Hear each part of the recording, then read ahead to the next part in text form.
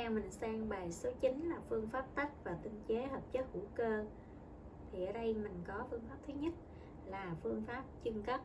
Phương pháp chưng cất thì là mấy con sẽ liên tưởng đến cái việc là người ta nấu rượu ở trong thực tế.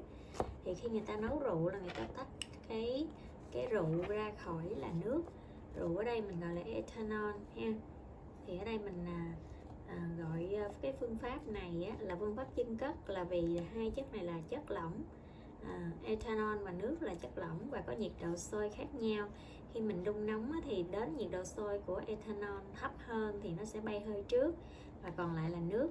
Thì người ta sẽ ứng dụng cái phương pháp này để người ta nấu rượu rào truyền thống ha, thủ công. Ở đây mấy con quan sát một cái hệ thống chưng cất đơn giản ở áp suất thường, và từ đó chúng ta đưa ra định nghĩa phương pháp chưng cất là gì, dùng để làm gì, để tách các chất lỏng có nhiệt độ sôi khác nhau ra khỏi nhau ha. Tiếp theo là mình tìm hiểu cái phương pháp chiết.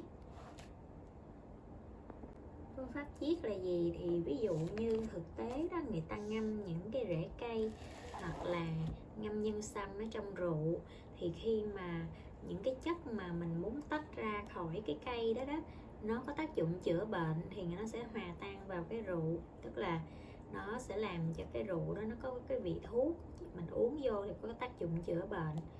Thì phương pháp này là gọi là mình chiết nó ra, chiết những cái chất ở trong cái cây đó ra ha. Thì người ta nguyên lý là dựa vào đâu? Là do cái độ hòa tan khác nhau trong cái môi trường khác nhau. Ví dụ như trong nó hòa tan trong rượu nhiều hơn thì mình sẽ tách những cái chất đó ra. Thì thường những cái chất có vị thuốc đó, trong những cái cây cối thì là nó lại là những cái chất hữu cơ, cho nên nó hòa tan tốt trong cái rượu này nè. Rồi mình dựa vào cái sự hòa tan khác nhau đó, mình tách nó ra khỏi cái bộ phận của cái cây đó ha, cái vỏ cây, lá cây gì đó, hay là cái rễ cây, được chưa? Tiếp theo là mình đi sang cái phương pháp kết tinh. Thì cái phương pháp kết tinh thì người ta sẽ tách các chất ở dạng rắn dựa trên cái độ tan khác nhau của các chất trong dung môi và sự thay đổi độ tan của chúng theo nhiệt độ. Thì cái phương pháp này người ta dùng để nuôi tinh thể dạng rắn nha. Rồi phương pháp tiếp theo là phương pháp sắc ký cột. Thì mấy con nhìn vào những cái mô phỏng nguyên tắc của phương pháp sắc ký cột rồi, những cái ống này nó rất là đẹp, có nhiều màu sắc.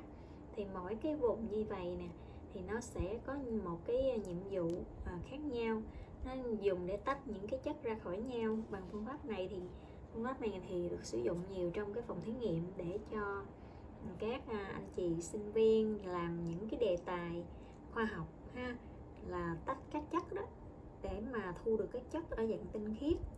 Thì người ta dùng phương pháp này, đổ những cái hỗn hợp vào đây. Thì người ta đã thiết kế để nó có những cái pha khác nhau, và từ đó nó tách ra các chất ra khỏi nhau bằng cái phương pháp này.